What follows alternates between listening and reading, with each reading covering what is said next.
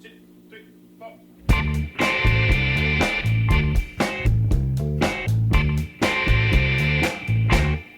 Welcome to Off Panel, Sketch.com's weekly creator-centric podcast. This week, our guest isn't a creator, but he is an Eisner winner.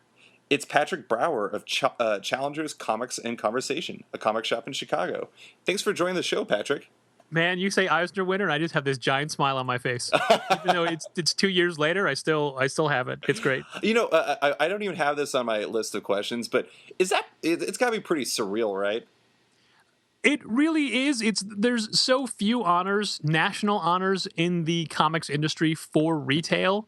Yeah. And the neat thing about the Spirit of Comics Will Eisner Award for stores is that you can only win it one time. After you win it, that's it. It's a Hall of Fame award. You know, you've won it, and that's it. You move on. And that is kind of great because it is a lot of work. And while anyone can nominate anybody, meaning you can nominate your own store as many times as you want, we never did that. We always were nominated by customers and fans of the store.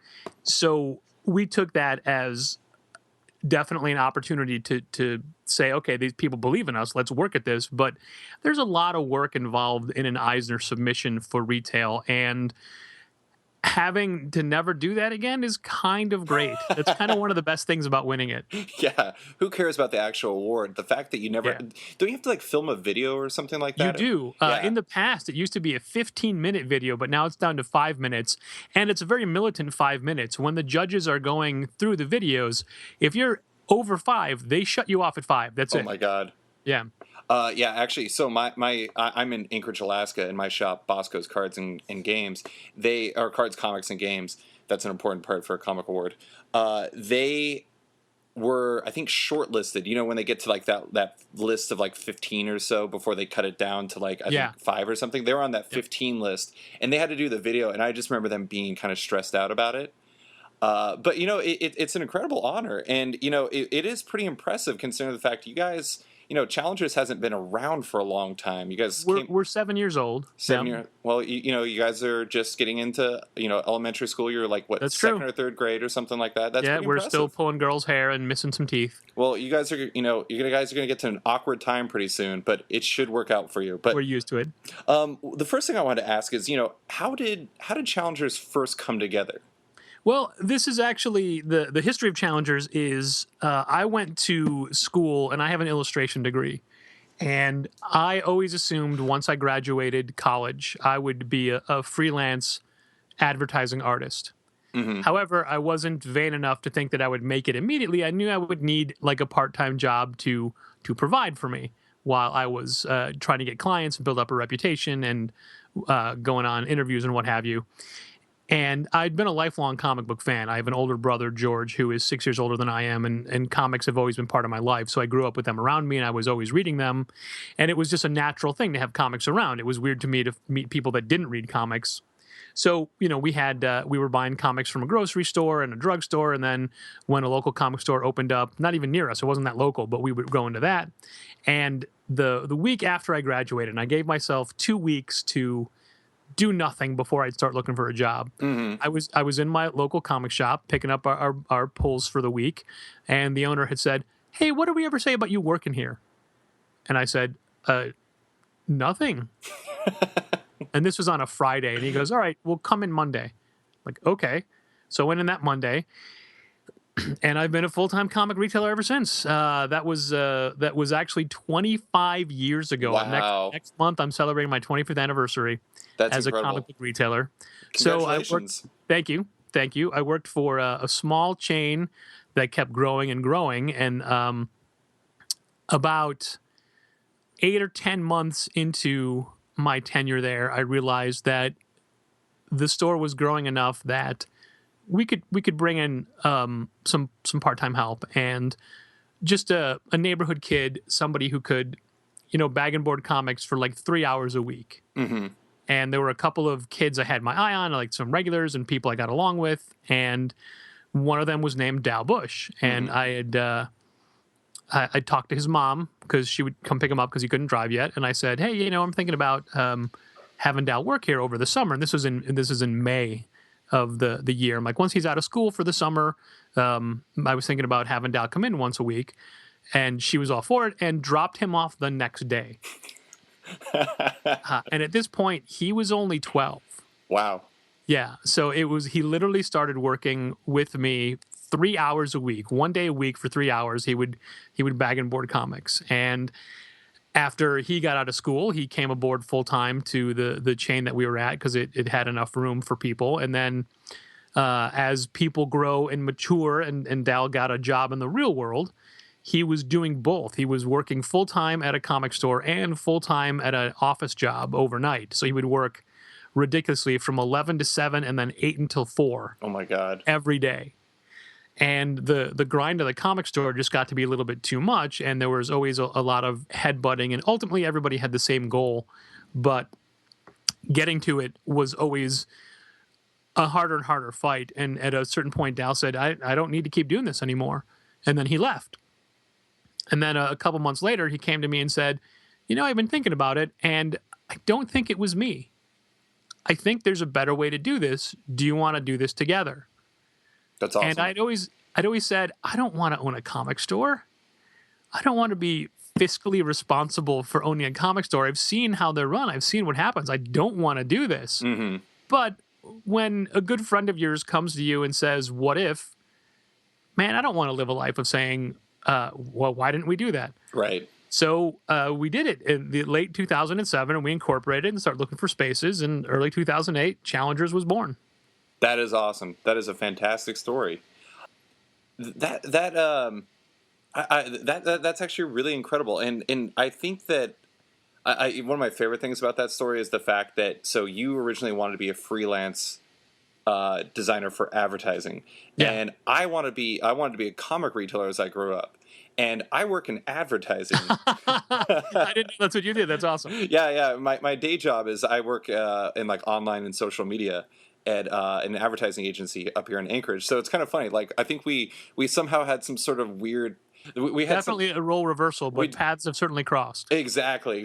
Something got changed in the wires there, so we have each other's lives. But I think it's kind of incredible. You guys have had a lot of growth over the 7 years. It seems, especially in a market like Chicago, where you guys have a lot of shops. I mean, there's really a lot of stores in Chicago, man. There really are. And we opened in 2008, and I think since then 5 more stores have opened, and only 2 or 3 have gone away. Right.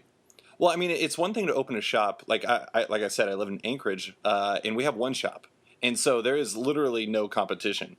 But for Chicago, like that's a lot to deal with. Have you found that with, the competition growing and like more shops opening like that, has that been difficult for you to deal with, or do you guys just have your dedicated clientele figured out?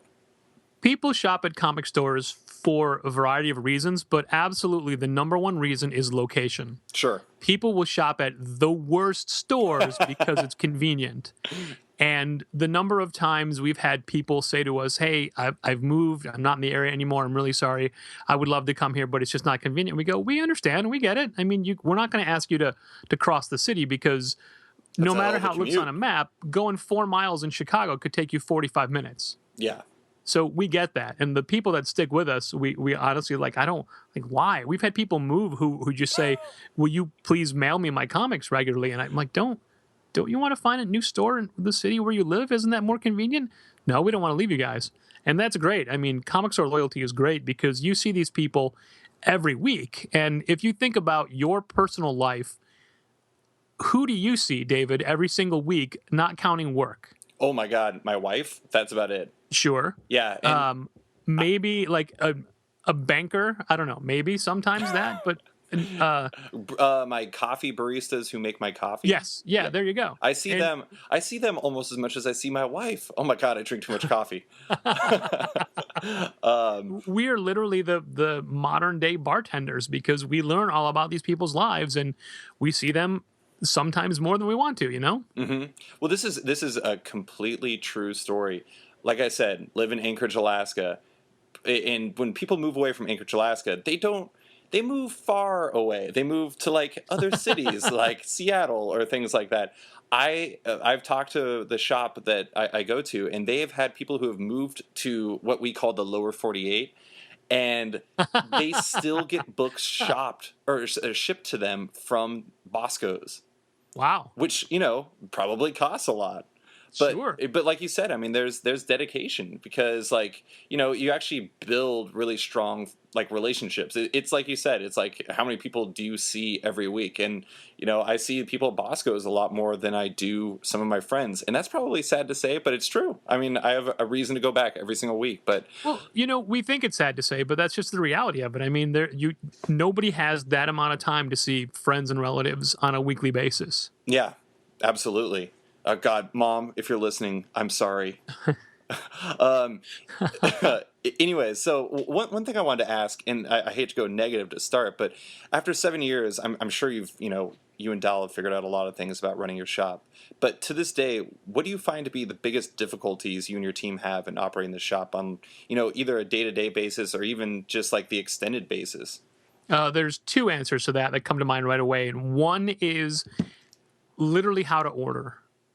Like I said, I've been doing this for almost 25 years now, and it is impossible to figure out now more than ever, because there are constantly reboots and refreshes and relaunches and new number ones, and everybody, like the publishers clearly don't know how to keep people interested, and we don't know how to gauge reaction. More and more lately, people don't pre-order books, they post-order books, meaning they don't order it until it comes out. Not necessarily once they've seen it, like the week of release, in that Monday, Tuesday, Wednesday morning gap is where we get the majority of a title's add-ons. That's interesting. Yeah, and it's not like we understand if you want to wait to look at it and see it in the shop, but the people that ask for it before they even pick it up, we just want to say, couldn't you have done this before we ordered? Yeah. I mean, we can adjust numbers 3 weeks out now, which is better than ever before, but it's still never enough. And Secret Wars is a book I use as an example that we probably had like 15 people down in club before the book came out. But within the first week of it being out, it shot up to almost 50. Wow. And that's just in a week, because we knew everybody wanted it, but we will not ever just add a book to your list, even if we think you want it. And we'll never even just put it in your box, because what if it's somebody else helping you and they pull it out? And when people get something in their subscription that they didn't ask for, even if it's a free comic, the first reaction is usually, I didn't order this. Mm-hmm. Like, well, we know, we're just giving it to you. Right. Oh, okay. But even like, we'll make a point of saying, oh, hey, David, you might want to take a look at Secret Wars this week, that kind of a thing. Right. But we're never going to just put it in your box, because some people don't look, some people don't realize what's there, some people won't want it. And again, what if it's just, aside from Dal and I, we do have a lot of other people who work in the store on a very like part-time basis. Some people only work once every 2 weeks, but if it's somebody who wasn't there when we made the decision to put the book in the box, they don't know why it's there. They're not going to be able to say, "Oh, yeah. David, they thought you might like this." Right. Well, so you're saying that like pre-orders even impact a book like Secret Wars, and that's something I never would have expected, because it kind of seems like Secret Wars, I don't know, I guess with the amount of events you have and new number ones, it's kind of hard to really find a level for something like that. Yeah, definitely event books are for as much as people complain about them, they still are the best sellers of each company. So we still do order high, but Secret Wars is a book that Dal and I argued over what to order, and basically, and I know we're getting a little off topic, but the way the ordering system works is I do the initial orders and he does the final order cutoffs. So each of us get our say as to what the numbers are for an individual book. Mm-hmm. But I do believe that he snuck in like an extra 25 copies from what we had agreed on, which was way over what I wanted anyway. Mm-hmm. And he was right to do so, because we sold out by the weekend. Right. And that was, I thought we would have this book for months. Well, and so like that's obviously a big book. That's like something like, that's Secret Wars, that's Jonathan Hickman, that's Aesop Ribic, that's big time Marvel. But for a book like, I don't know, just throwing it out, the first thing I look at, Kaiju Max by Oni Press, a book I love, a book I picked up myself today. But like, it's got to be immensely difficult to figure out a level for a book like that. Using Kaiju Max as the example that's a book that we read a preview copy of. We both are big fans of Xander Cannon. We both love Oni Press. And that's a book that we figured, you know what, we can do something big with this. So we ordered crazy high for Kaiju Max and pushed it on everybody, and we still have a ton of them left over. Right. But Well, I love it. I think it's amazing, and it's really a hard. It's not a hard sell, but it looks like a kid's book when it is definitely not a kid's book. no, no. I mean, the funny thing is it's like a monster book, but it really is. And it's really dark. It's more of a prison book. Yeah, it's definitely a prison book. It's kind of like Oz if like the main character was Godzilla. That's exactly how to describe it. Yes. Yeah, it's very. I love it. It's very strange, but I imagine like. And that's the funny thing, and like not we could easily go down a crazy rabbit hole here, but one of the things that I've talked to like with my friends and stuff that read comics. Really, I have one main friend that reads comics, and he is super budget conscious. So for a book like Kaiju Max, like I could recommend like that book to him until I go blue in the face. But $3.99 for him is a big grab. It's big for him to jump in on, and it'd be much easier for him to jump in later on trade. And I think that's that's got to be a hard part, is trying to like even if you believe in a book, trying to find the right fit, the right balance of cost and attractiveness and like general awareness, because I think the average fan probably isn't super aware. Even though Xander Cannon is an incredible cartoonist, he's still not like a household name, if you will. Yeah, but he's definitely a guy. I don't know if you saw his TED Talk recently. I didn't. About the making of his graphic novel Heck. It's actually a really great. It's a quick like 15-minute TED Talk, but and even though people rave about top 10, they don't remember that he was part of that for the most part. So he is. Even though we love him and we think he's a huge talent, he's kind of still unknown at this point, and he doesn't have name recognition insofar as people will buy a book just because it's him. Right. You want to know something terrible? This is really terrible. I have loved Top 10 since I originally read it. And I was a huge fan of Gene Ha's work on that. And it wasn't until I was interviewing Xander about Kaiju Max that I found out that he was on Top 10. And like, it blew my mind. I was like, oh my God, how did I not know that? That was, what, 15 years ago? Yeah, definitely. It's crazy. Anyway, so getting back on topic, ordering is one of your main difficulties. But what was the other one that is one of your main struggles there? Getting the general public excited about things, whether it be books or events. Sure. That aren't free comic book day, I assume.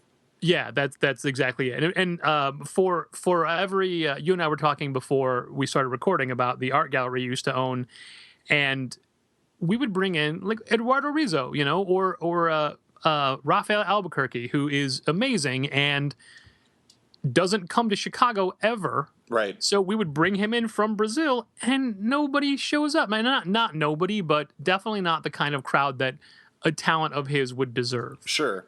And we hear about creators who do signings in smaller towns where people start lining up the night before. Literally, Mike Norton was out at a signing in Maryland, and there were people started lining up at 4 a.m. to meet him. And we can't get more than like 20 people to show up for Mike Norton signing if we get 20 people. Right. And, part of that is he's local. And in the very beginning, he was at Challengers a lot. And we've done a ton of Mike Norton events. But I think Chicago is just so spoiled because there's so much going on. Everyone just says, I'll get the next one. Yeah. I'll go to the next one. And they never do. And I honestly, I don't know. Like that is the most frustrating thing. And maybe you have a better insight on this because you work more in a social media context, but we don't know how to reach the people that would be interested in the things that we're doing, or how to get them to care enough to come out to events. The problem with the problem with that type of thing, especially on social media, is like you're talking about. Chicago just has so much noise, and it doesn't matter if a person's interested. Like I know people. I have a lot of friends in Portland, and it's funny because like they constantly have concerts and they have all these great events, and I'm always like, oh, are you gonna go to that? And they're like, no. It's in town. But if the same band was playing in Seattle, they would drive to go to Seattle. And I'm just like, but they're playing in Portland the night before. It doesn't make any sense. Right? They're like, right. I get a road trip out of it, and then I get to go see the band. I'm like, you are ridiculous. Meanwhile, I'm in Anchorage, and like we don't get good concerts ever, and we never get signings. But we are a smaller city. But like take this for example. We had Jim Mahfood come up and do a signing Oh, nice. up at our shop, and he you know the signing I think was like 15 minutes from when I was there, and I went there just because I really like his work, and I was talking to somebody. I was like, "Do you know when he's going to show up?" And they're like, he's right there. And I turned over, and he was like looking through back issues right across from me, and I was like, "Oh, hey, what's up, man?" He's like, "Not much," and we just chatted for a little bit. And Nice. but like sadly, like even in a small place like Anchorage, not a lot of people showed up. But you know, I saw pictures, Jetpack Comics up in New Hampshire. They had Yeah. Sean Murphy and Mark Miller like not that long ago, and I swear to God, it was like the freaking Beatles were reuniting there. It was unbelievable. Yep. And I don't know. I mean, you know, it maybe it really depends on the town that you're in and like the amount of competition you have, because apparently New Hampshire is where it's at for signings. Our in the history of challengers, our best attended signings were Dave McKean, Okay. which we got him kind of not by accident, but the guy who was organizing everything had him booked at a different comic store and was really unhappy with how they were promoting it, Sure. and was a regular at our store, but he went to these other guys first because they're much bigger, and he thought that it'd be a bigger fit. But then when he saw what effort we put into literally much smaller talent, in his opinion, and even though he came to us like, I don't know, within a week of getting Dave McKean, we're like, yeah, we'll get Dave McKean, and it wound up being one of our biggest events ever. It was like a revenge signing for him. Yeah, right. But Yeah. they still did the signing at the other shop, and the other Okay. shop was only like 2.5, 3 miles from us. And he said the amazing thing was how different the crowds were at each store. That's And fascinating. they were a couple days apart though. But yeah, we got him first, so I think that contributed to part of the hugeness of it. Amber Benson, she comic author, also author, TV star, director, singer. She's been at our store many times because she's a wonderful person. But her very first time was one of our biggest things ever, and she still draws a crowd. But her first appearance for us was huge, and on a horribly hot summer day where our air conditioning broke. Oh God. Yeah, it froze over. I don't know how that works in the summer. It was a block of ice. That is insane. Well, so, you know, there isn't a whole lot you can do about the ordering process short of, you know, figuring out what you guys' process is. And it sounds like you guys have a good solution for that, and probably some prayer. I'm not sure. Yeah, a lot of that. Yeah. But for reaching, you know, a wider audience and getting more general awareness, like there are things you can do about that. I'm curious as to what you've done to try to kind of extend your reach, I guess, as much as you can, because I know a lot of it is localized. Yeah, in the very beginning, we spent a lot of money on advertising, print advertising in local publications, and like the Chicago Reader and New City and The Onion, in the Chicago version of The Onion. And print advertising is so hard because you never know what the turnaround is. Right. Like who's coming in because of that. And the times that we did do coupons, or there was one C2E2 where we printed up hundreds of Kirby bucks. Basically, we reprinted dollar bills, but we put Jack Kirby on them instead of George Washington. And we also learned that it's illegal to do that. You can't print money the same size. There are rules, like it has to be Smaller or bigger, right? exactly. Yeah. So we printed it smaller because our printer said we can't legally do this. But anyway, we handed out, and they were good for $1 at the store. Like not a discount, not a percentage, an actual dollar. Right. And we gave out what we had someone in costume pass them out. We passed out $2,000 Oh boy. at the show, and to this date have gotten 64 back. Wow. Yeah. That's amazing. Well, you know, I don't know what the situation is with C2E2, but is there a lot of traffic from surrounding towns and cities and things like that? I imagine. There's a lot of obviously the majority of the crowd is local, but Right. Even if you're from the suburbs, I still think you're coming into the city at certain points. It's worth swinging by. We did have one couple come up to us and say, "Hey, thank you very much, but we're from Texas. We're not going to make it to your store. Here's your $1 back." Like, oh, all right. And I was almost like, you can keep it as a souvenir. I actually, there was a shop in Portland, and I don't know if this is the entire reason for it, but they went with a Groupon to try Yeah.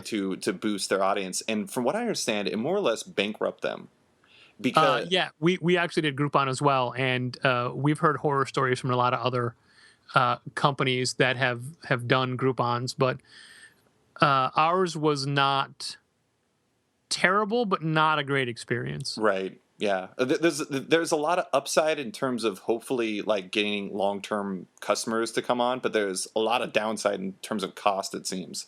But so we talked about the negatives, but conversely, what are your favorite parts of being a comic retailer?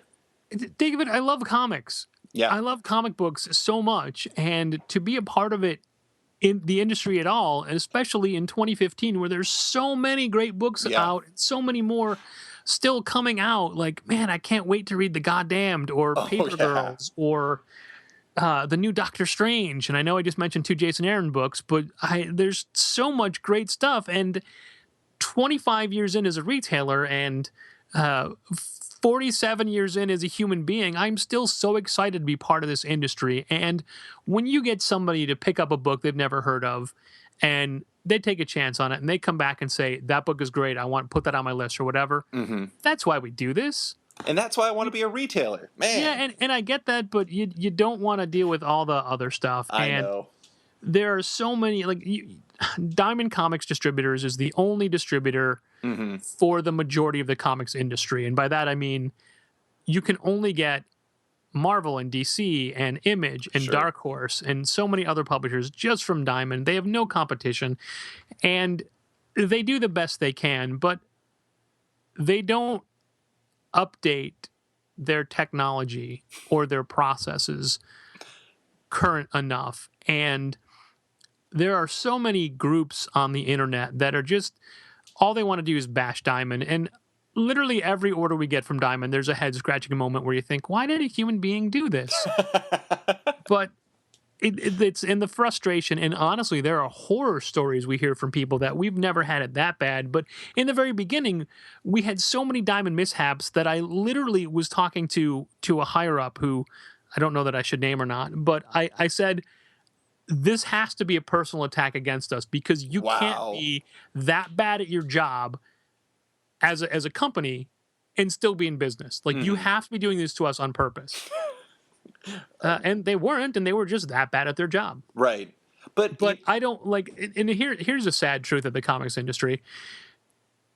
For about what we're going to say, what 2,500 stores is what we have across the country. sure. There's 2,500 different ways to do a thing. Like, there's no industry standard. Everybody does something different, Hmm. and everybody does it their way, and their way is the right way. And 2,499 other stores are wrong, Hmm. and that's fine.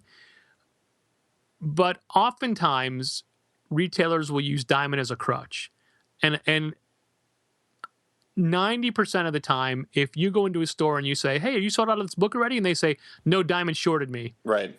Diamond didn't short them; they just ordered wrong. Right. Diamond does short you things plenty of times, but the number of times retailers use Diamond as a crutch is inversely proportional to the number of times they should.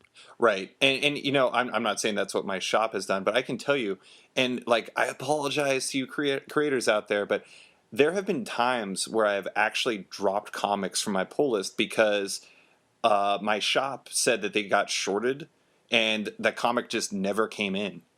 And because I'm in Alaska and I don't have another shop to choose from, I don't have any recourse. I don't have an ability to, pick up a comic or just go to another shop and find a copy of it. I just end up not reading it anymore. And there have probably been, I'm not going to say it's a lot, maybe like 3 or 4 books, but I don't know. Ultimately, I don't know if that's a Diamond thing or if that's my shop, but it is kind of a bummer and it is kind of unfortunate because it does give a lot of retailers a good out in case things go wrong. Yeah, definitely. And like I said, there's plenty of times where that's actually the case. Hmm. And I'm not trying to be all high and mighty, but if we tell you it's a Diamond mistake, it's because it's a Diamond mistake. Right. But if it's a mistake of ours, we'll tell you it's a mistake of ours. Sure. Yeah. Well, one thing we'd spoken before back in my days at Multiversity, and one of the things That was you? well, What, David? How I didn't? What? How do you? you don't Uh, even know me. You don't even know me, Patrick. This I, is I'm embarrassing. learning that now. This My conversation eyes is are over. wide open. Over. No, I'm just kidding. We're gonna keep going. At the time, you had told me that naturally Saga and Batman were your top sellers, but you had Revival was a top seller, Hawkeye was a top seller, and both of those books are not top sellers nationally.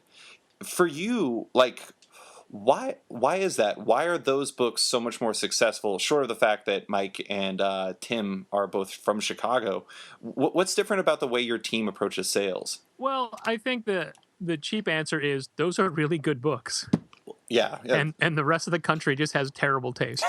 Um, Agreed. if we joke that if you take the Diamond Top 100 sales chart and turn it upside down, that's our top 100. Sure. Here's a statistic I love throwing around because we use Saga as it's our number one best-selling book by far. In Right. most stores we talk to, it's their best-selling book by far. Yet, if you look at the country as a whole, it's not. And here's my staggering statistic. In 2014, the top 100 single-issue comics from Diamond, from their sales charts, 96 of them were Marvel and DC. Mm-hmm. 4 comics were from Image. Mm-hmm. Those 4 were Witches #1, Outcast #1, and 2 issues of The Walking Dead. Right. That's it. Mm-hmm. And if you look at ours, it's Saga, Saga, Saga, Saga, Saga. Yeah. I think that so getting back to the meat of your question, when we first opened, Dal and I each had a different idea of what we thought the store was going to be, but your neighborhood and your clientele tells you what you're going to be selling. Mm-hmm. And we thought we were going to be a diehard, dedicated superhero store in the beginning. Mm-hmm. And when we opened, it was the time of Secret Invasion. And if you would have seen our numbers for the first couple months, we were so ambitious and so wrong. 1 million copies of Secret Invasion 1. 1 million plus. We'd like to order infinity, please. What's the most we can possibly order? Double it. Yeah, exactly. We shorted you. Sorry about that. But the people that that's awesome.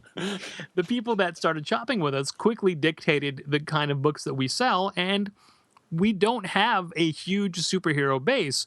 And I grew up reading superheroes, and honestly, I still read a ton of superhero books now, and they're the first books I grab off my pile, mainly because they're the easiest, and they don't have, if I have X amount of time, I feel like I can be more productive by reading 5 superhero books Right. than 1 issue of something with a little more meat to it, So They're the Miller Lite of comics. yeah, exactly. Yeah. Let's not tell Marvel that. Sorry, Marvel. Hey, Miller Lite sells great. They'll take it. Exactly. But as far as is a book like Revival, and no matter local creators aside, if a book is bad, it's not going to sell regardless of who does it. Right. And we've got like Chicago is an embarrassment of riches as far. I said Richards. Too much Dr. Doom in my head. Richards. An embarrassment of riches in regards to the number of creators that live and work in the Chicago area, and more coming in all the time. But being a local creator isn't enough, and the book has to be good. Mm-hmm. And it helps when the day that Revival 1 came out, we literally did an 8-hour signing with Tim Seeley and Mike Norton, Mm-hmm. and anybody who came in were like, "Hey, take a look at this." But the people that came back, they came back because it was a good book. Anybody will buy, not anybody, but most people can be talked into buying a book when the creator is sitting right there and signing the book. And at the very least, you're like, "Well, I got a signed copy of this thing." The number of the drop off we have from issue 1 to issue 2 of books where we had a signing for issue 1. It's staggering. I mean, a sales drop off of issue 1 to issue 2 happens almost all the time anyway. Mm-hmm. But you can see like, oh, we sold 50 copies of number 1 and 8 copies of number 2. Mm-hmm. Oh, right, the creator was here that day. Right. So just because they get it signed by a creator, they get to meet the creator, doesn't mean they're going to keep coming back.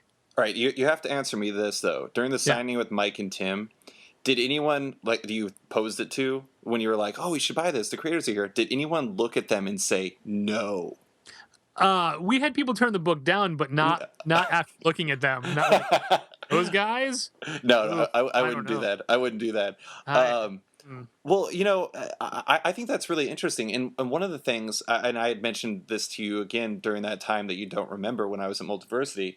My wife, at the time, my girlfriend, but my wife now, when we go into Bosco's, she is just dumbfounded. She is like, "What are you? How do you even know what to buy? What is this place? Like, how do you know?" But no one really at the shop. There are some people, but no one really at the shop will just come out and help and help guide you. And for oh, you you have guys, to do that. I Comic stores know. have to do that. Well, and to me, it seems like that's one of the main, again, in my wanting to be a comic retailer mind, it seems like that's one of the perks of the job almost is like you can go out and you can recommend to people the quality comics out there. But for you, like, how do you get the right books in the right people's hands? Like, you guys do a lot of hand selling, right? We do a lot of hand selling. As a matter of fact, a couple years ago, we even got to do a guest editorial for Image all about hand selling. Mm-hmm. It's a conversation with the people. Going back to our name, like you don't just walk up and say, "Hey, have you read Kaiju Max?" You first you have to be able to tell who wants help and who doesn't. And some if people look overwhelmed or like they have no idea what's happening or the deer in the headlights look, they need guidance. Other people don't. But once you have somebody who's receptive to your recommendations, you can't just say, "Oh, well, you really might like this Future Imperfect book from Marvel." You have to like the easiest way for me to do it is to say, what is a TV show, an episodic TV Yep. show you like, not a comedy." And that just like the first thing they answered tells you what kind of entertainment they like across the board. Right. So it's really easy to say, "Oh, if you like this, you'll like that," kind of thing. And the as much as uh, writers and comic creators and musicians hate comparisons, like no one likes to be compared to somebody else. Like, no, I'm a unique individual snowflake. I'm my own special thing. The best way to get somebody to buy something is to compare it to something they already like, or to do the mashup where you previously yourself had said it's Godzilla meets Oz. Right. Yeah. You know automatically what that's about. Like that makes sense to people, and then they'll and is it exactly like those two things? No, but that tells you what the feel and the tone is about. And some people will say that sounds awesome, and other people say that's not for me. Right. But that's an easy way to get an idea, like to give people a really quick into a book. Yeah. And the funny thing is that's actually how, like, movie writers and producers and stuff pitch their projects too. Yeah, the elevator pitch. The elevator pitch, and it makes sense because one of the things I've always said I wanted to have in my theoretical shop is just like a rack setup where it's like, do you like the Hunger Games? You would like this. Do you like the and just theoretically, but it makes sense because a lot of people don't understand the language of the comics, and beyond that, they don't understand what they're looking at. So if you can relate, like like we said before, Godzilla meets Oz. That's a way, like it's translating it into a language they'll understand. Yeah, it's getting it right to the core of what they're looking for and what they're interested in. Mm-hmm. We've tried the if you like this, try this aspect. Our store is we've got 1,100 square feet. 100 square feet of that is back room, and then we've got 400 square feet of a kids bookstore that connects to us, of a kids comic store. So it's not huge. It sounds huge, but it's not. But we have high ceilings, and we don't put anything on the walls really aside from the comics, so they stand out. Mm-hmm. The problem with when we did our if you like this, try this signage is that, as you pointed out, when your wife has a hard time differentiating from all the things that are there, putting signs like we have new release signs, and we used to work at a place that would have new this week and new last week signs. Oh boy. That's too much signage. Yeah. In some weeks, just the new this week sign is too much. So putting and even though we would make the designs completely different, like literally like, oh, you like mind management? Try Marvel Knight Spider-Man. It's by the same creator. Or when Tim and Mike from Revival were doing The Occultist from Dark Horse, it's like, hey, it's like the Revival guys doing Doctor Strange. So putting signs like that, it's too much noise. When you have those signs and all the comic covers, it kind of, in a perfect world, if you had a large store, you'd be able to have sections like that, but you really have to understand how the customer is looking at the things, and you can't just throw stuff out. Like if you had a dedicated section like you were talking about, that's a great idea. Hmm. But having the room to have that is the key. Yeah. Well, and even beyond that, like just the kind of signage that you're talking about, it's inherently passive. So we Yeah. know when you're hand selling, it's easy to make that translation, but you're relying on somebody to see that, section and like care enough to figure out what it's saying and then ingest that and then make the purchase. So it's a lot of Uh-huh. steps to ask them to do. You're exactly right. And before I was in comic retail, when I was in high school and college, I worked in a couple of different video stores. Sure. And I'll never forget, and I use this as advice for today. We had a policy change on rentals or something, and there was somebody who had violated it, and we'd point out, hey, you did this, there's a thing. He's like, well, no one told me. I'm like, well, there's signs posted. You can't read every sign in the place. Yeah. And he's right. You can't read every sign in the place. Just because, it's like having a sign that says closed and still having someone crank on the door. That Yeah. they're not reading the sign. They just tried the handle. Like you literally can't read every sign in the place. He's right. Yeah. Or No. I guess any sign, apparently. Believe me, as a person who writes 5,000 word articles, I understand people not reading everything. So one thing that I this is following up after a survey that I'm going to run for retailers, and that I'm running on Sketched. But Yeah. one of the things that I thought was interesting, and it pairs well with some information I saw Phantom Comics share not that long ago.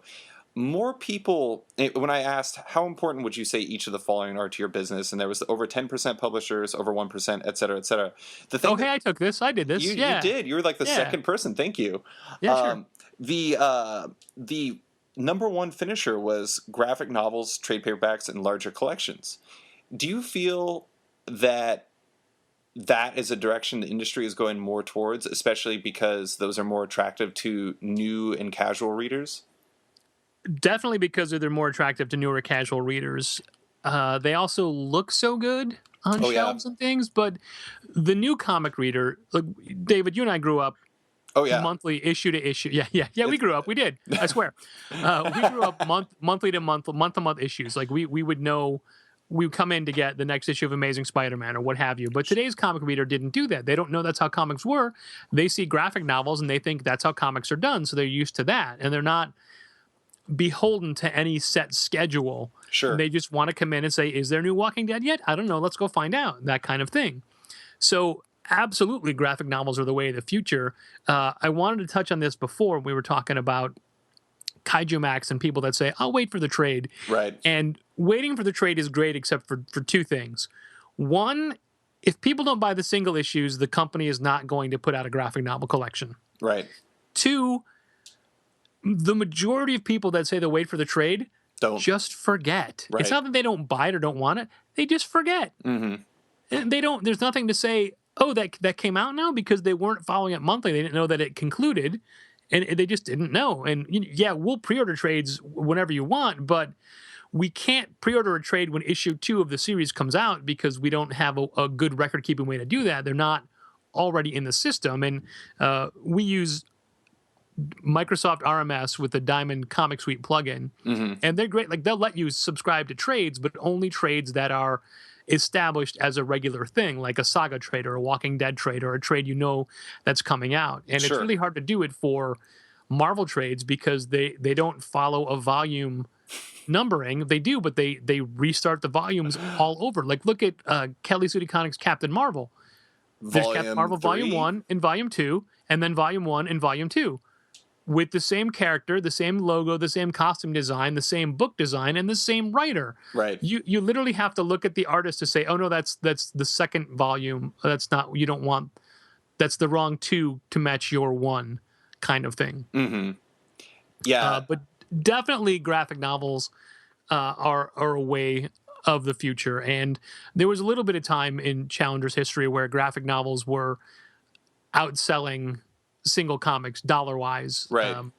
But now it's a lot more even. Like, singles have come back a little bit, and it's definitely even. But not to be like, I remember when it was, but I remember when there were no graphic novels, and I remember when Dal and I were working together, and we set up a graphic novel shelf, one actual shelf over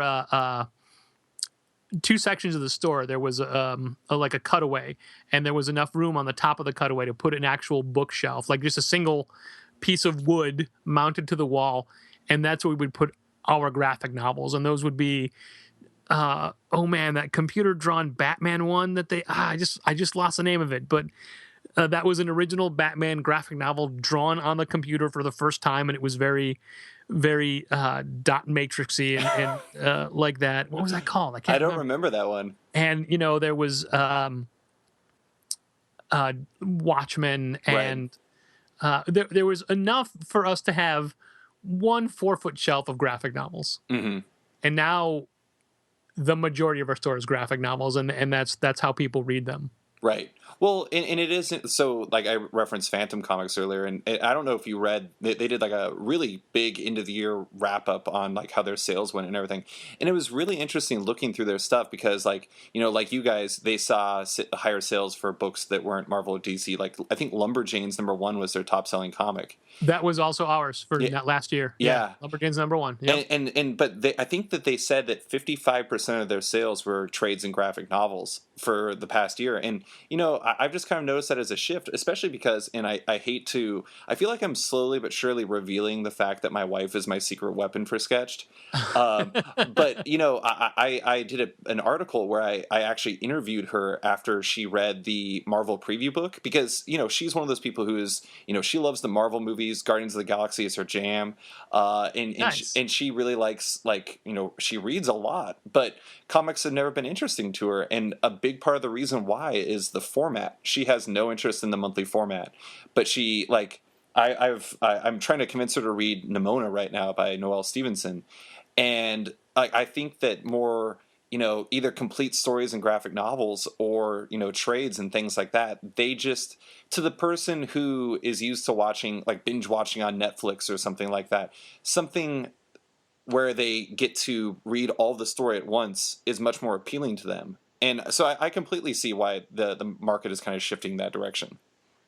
I feel like binge watching actually hurts the product overall, only because you need time to decompress and to think about it and to lust after more of it. Like when you sit down and read a book in one sitting versus reading that book over the span of a week, in the time you're not reading, you're thinking about it and you want to get back to it, and there's anticipation, and I feel like you're rewarded more. Mm-hmm. That being said, I do binge watch things as well, but I won't binge watch things that I like. I'll just binge. I mean, that's not true. I wouldn't binge watch something I like it, but only terrible things. The things that really matter to me, I will watch them as they're meant to be. And like a writer like Brian K. Vaughan, he writes for the single issue because he will give you cliffhangers, and when you can immediately turn the page and have that resolved, there's no emotional weight to it. You have to earn that. Yeah. And I get that, but I also, going back to your wife and the format, I've heard that from a lot of adults that they have a hard time getting into comics because they're lifelong book readers, and looking at the art and then looking at the dialogue and then merging them together at the same time is more of a learned skill than we comic readers realize because we've been doing it our whole lives. We grew up with it. Yeah, when I was talking to her about Nimona, she basically straight up said, I don't know how to read that. And, and that's a totally legitimate response because, like you said, I've been reading comics since I was like 6. So it is literally like riding a bike to me. Do you remember your first comic? My first comic was actually I don't remember the exact issue, but it was the Transformers Marvel comic. Okay. I got a bunch of them at once, and it blew my mind because I was obsessed with the Transformers. Like the soundtrack was the first thing I ever had on tape. And, oh wow! Yeah, and Stan Bush was my jam. And anyway, so I just remember I've never been able to find it, but there was this 1 2-page spread that had all the Transformers names on the like they're fighting on this moon, and I just remember there was like that moment was the one where I was like, I will read comics forever if this is what they are like. Do you remember yours? It's funny because I do, but I don't, because my older brother has a better memory of these things than I do. So I specifically remember Eternals #6, and it was Jack Kirby cover of Icarus fighting the Incredible Hulk, but it turns out not to be the Hulk. You thought it was the Hulk, but it wasn't. It Or I never remember is. It never like is. Avengers, I think like 164, where it was the again another Kirby cover where it was the Squadron Sinister fighting the Avengers and holding like their beaten bodies over their heads, kind of things. But George reminds me, he's like, no, those were the first that you remember, but you were reading before that. Really? Oh. So I did. Pardon me. A few years ago, several friends and I had changed the heading of our Facebook pages to be a collage of our first, like the first comics that we remember, like the ones that are the most prominent in our early memories. Mm-hmm. So I can easily cheat, and I have reference. I have reference of those books that I hold most fondly Mm-hmm. as a kid, and man, I was slowly stalling as we're talking because I'm literally pulling it up. There it is, and I couldn't find it. I thought that was just dramatic Fantastic impact. Four 182 when they were Johnny and Ben were trapped in the negative zone, and the Brute was impersonating Reed Richards on Earth, and he was fighting the Invisible Woman. Captain America 193, not my first Captain America book, but one of my all-time favorites back when the really weird Kirby Mad Bomb era. Uh-huh. Marvel Triple Action number 22, and it was when Hank Pym became Goliath, and it was an Avengers book, but the cover, hold on, I'm looking at these, 1, 2, 3, 4 of these books of the 6 that I remember have Kirby covers. Man, the Avengers were Captain America, Hawkeye, Scarlet Witch, Quicksilver, and Goliath, and I thought, who are those? Yeah.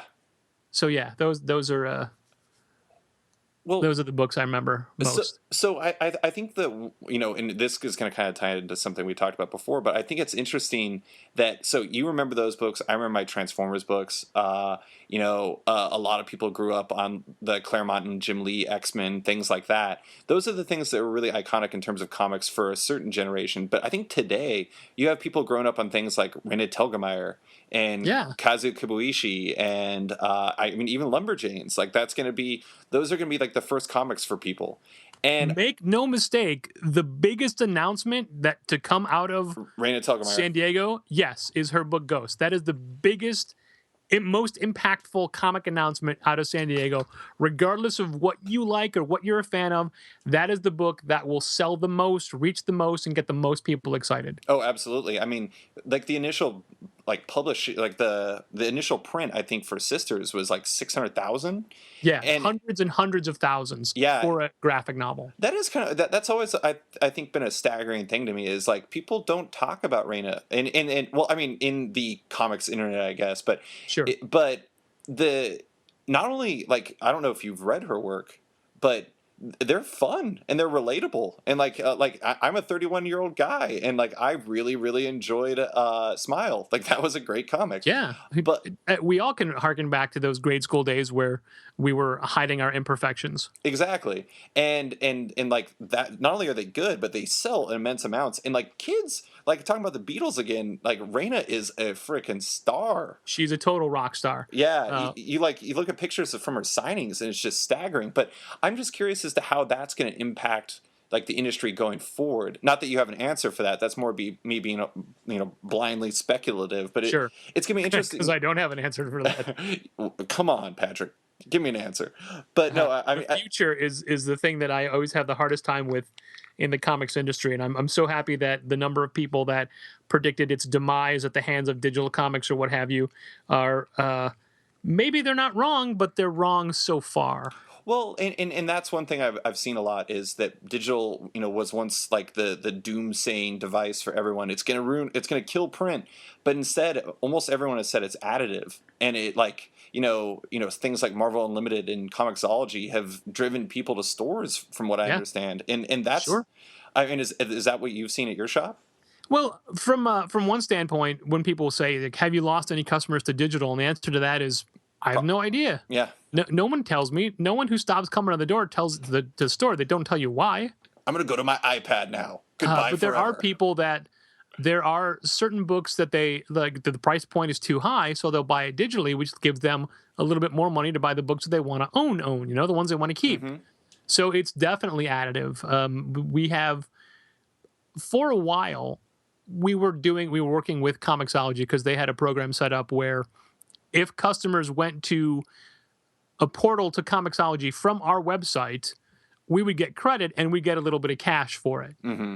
Like it doesn't cost you anymore, but if you bought it through the Challengers Comixology store, we got a little bit of money for that. Until they were bought by Amazon. And it's still a thing, but here's where it gets a little bit tricky financially. Amazon had a whole new set of rules, and there are documents that we still haven't been able to fill out because I cannot decipher them whatsoever. And Comixology outright says, you have money waiting for you, but we can't give it to you until you fill out these forms. But the questions it's asking are things that I can't comprehend in the slightest. And I don't have them in front of me, so I can't even tell you what they are to have you say, oh, I know what we're talking about. But my brother is a project manager for data relocation facilities. And one day I got a message from him saying, hey, do you know anything about this thing that I can't remember the name of? Because that come up here. And I just typed back, ugh. And he said, yeah, that's what everybody else in the room just said. So I feel a little bit like it's not just me. Like it's definitely some sort of, it's international financial bookkeeping that shouldn't relate to us in any way, shape, or form because we are a local mom and pop business. But until they have these international forms filled out, we can't get our money. Right. I feel like that's just kind of a way to ensure that people won't be doing that. I don't know. I don't know how nefarious Amazon is, but yeah, I mean, we've pulled on all of our links because what's the point of you keep doing it? It doesn't. It's not going to work. I was always curious though. Was that a driver of revenue? The Comixology store? Yeah, thing? well, we also use Comixology for their polls list service. Sure. Where people have 24-hour internet access to their polls list. And that is a monthly fee that we pay. Mm-hmm. So basically, it would usually plus or minus $5 balance out to where we were earning enough off the digital sales to pay for our Comixology subscription. Mm-hmm. Wait, that's too many subscriptions, but you know what I mean. Yeah. So it was like we weren't raking in the dough, but it was offsetting a different Comixology cost. So we were coming out even, which that was actually a thing that we were quite happy with, but then that went away. Yeah. Well, okay, so I have one last question for you. The thing that I wanted to ask you is it's OFAC regulations. That's what it is. You just made that up. No, I pulled up text messages. I'm just kidding. OFAC regulations. So if anyone listening to this knows what that is, please contact David and help me. Please do. Thank you. I know people. I'll see what I can find out for you. But the thing that I'm curious about is increasingly the conversation that takes place in comics is built around diversity. Yes. And, not that this is something that you guys were solely aiming to do, but your shop is predominantly staffed by women. And one thing I'm curious about, and it has nothing to do with the staffing, it was just, that's a anecdote, but have you found that over the 7 years you've run your shop that your audience has changed? Yes. The majority of new readers are, well, not the majority, but there's a lot of more women reading comics now than before. And there's a lot of couples reading comics. And the comic store experience is now a shared experience, not just an isolated girlfriend will wait on the couch while boyfriend shops for comics. They're both invested in it. And that's an exaggeration. And there have been plenty of times where it's been role reversal where the girl is shopping and the guy is the one waiting. But now it is more of an immersive, everybody is shopping together. The only people that are usually bored on the couch are the driver of the party of kids. Right. It's anybody who comes in, there's something for everybody, but more than it being a Challengers thing of them realizing it, it's them realizing it themselves that there are things here that I would like. And something I've always said is no matter who you are, what you do, there's a comic book you will like. Mm-hmm. You just have to be willing to buy it and then to buy it again and then to get it when it comes out. Mm-hmm. Like I've given people books that they love, and then I say, "Great, come get the next one," and they say, "No, I don't read comics." You just did. Yeah. Well, I'm not a comics reader. You are. Right. But if that's what you think, you're not going to be a comics buyer. So the audience has changed. Yes. Yeah. Well, it's funny that you say that because I remember in college, I actually stopped reading comics for like 3 or 4 years. How dare you, sir? I know, I'm a monster. But the thing that got me back into it was Why the Last Man. Okay. And actually, the first 3 comics that I started reading after I got back into it was Why the Last Man, Fables, and The Walking Dead. And that was 3 great books, man. It was back in 2004, and the last book I had read before I quit was Preacher.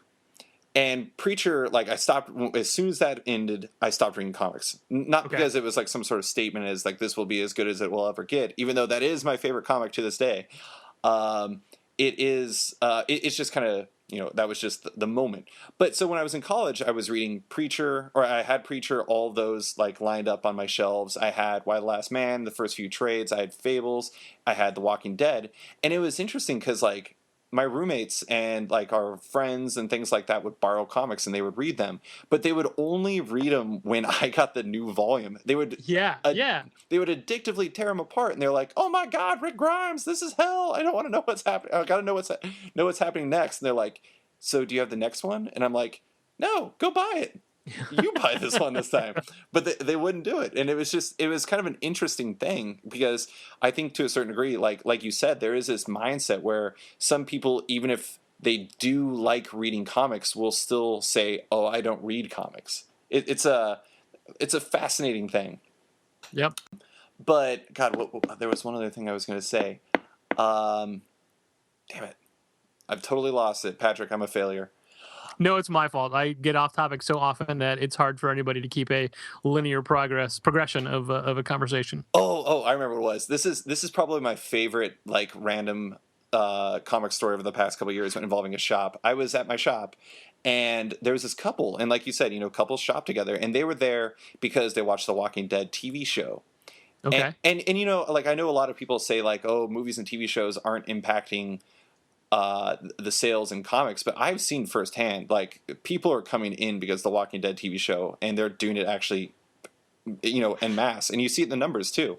Sure. But so they were looking through some back issues, and they were like, I just the boyfriend or husband or whomever he was looking at this one comic, and it was one that had Carl on the cover with no eye, or with only one eye. Yeah. And he looked at it, and he just grabbed it, and he was like, "What is wrong with this comic? Carl has both eyes. This comic is wrong."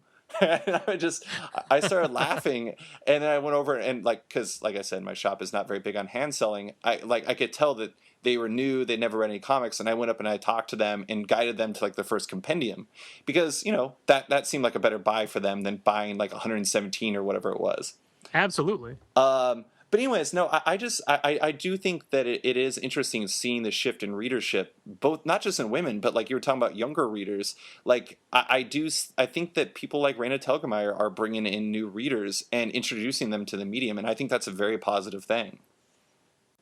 I agree, and I want to point out that based off of what you just said, that's one of my favorite things is when a customer in the shop will do that to another customer. Like, will basically do my job because it means that they're just as excited, if not more, than I am, and they want to share that. And I feel like at certain times, people will only take, like, if Dal and I and you're used to the store, and we will legitimately tell you our opinion, and if we don't like a book that you're buying, we will politely tell you that it's not for us, kind of thing. We're not going to say, "Oh, it's a terrible book." Sometimes we'll say that, but sometimes people can see that as just always selling. Mm-hmm. But when a fellow customer tells you about a book they love, they have nothing to gain from this. They're not earning money off of the sale, and that means they just truly love it, and they want you to love it as well. So that really, like, that makes me so happy. Yeah, well, and that's like, that's one of the reasons why I want to own a shop. But even beyond that, I've thought about casually suggesting to the guy who owns my shop, I was like, just give me all of my comics for free every month, and what I'll do is I'll come in for like 3 hours every new comic book day, and I will talk to people about buying comics. And I feel like, I don't know, I mean, like, I do think hand selling is effective, and I think that for a lot of people, just having a little bit of guidance and talking passionately about, like a book that I recommended to somebody in my shop that they bought and ended up liking was Alex and Ada. They'd never read that before, and they picked it up because of my recommendation, and they loved it. And not tooting Such a good book. Oh Yeah. man, it was so good. Yeah, it was a happy sad ending, very happy sad ending. Yes. But I mean, I'm not saying that I'm some sort of magical being who can do these things, but I think that's a common thing that a lot of retailers could do and could do more of, because for every shop like yours, I'm not trying to trash on retailers by any means, but I've been to a lot of shops who kind of pay me no mind and just let me wander and stuff like that. And I've been to other shops, like there was this one in Mesa, Arizona. I think it's called Gotham Comics and Coffee.